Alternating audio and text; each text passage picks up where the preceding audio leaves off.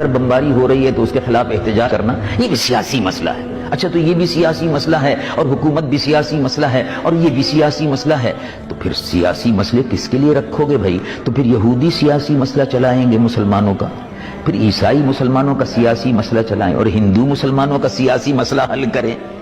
سیاسی مسئلے تو مسلمانوں ہی کو حل کرنے ہوں گے.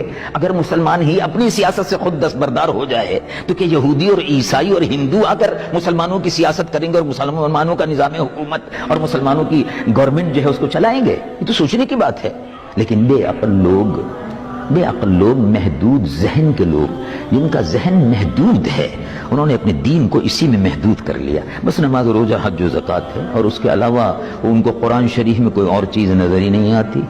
اگر وہ نماز روزہ حج و زکوٰۃ ہی تھا تو پھر ابو بکر صدیق کو حکومت کرنے کی اور حکمراں بننے کی ضرورت کیا تھی؟ ابو بکر صدیق تو نقش بندیوں کے پیشوا ہیں, ختم خواجگان پڑھتے رہتے مسجد نبوی میں, حکومت کرنے کی کیا ضرورت تھی؟ عمر فاروق رضی اللہ عنہ مرضا کو حکومت کرنے کی کیا ضرورت تھی؟ اور راتوں کو تہجد کی نماز چھوڑ کر, مسجد نبوی چھوڑ کر مدینے کی گلیوں میں بیواؤں اور یتیموں کے گھروں کو تلاش کرنے کی کیا ضرورت تھی؟ کبھی سوچا؟ عثمان غنی, علی مرتضیٰ, یہ خلفائے راشدین تھے, یہ مصلی پر کھڑے ہو کر نماز بھی پڑھاتے تھے.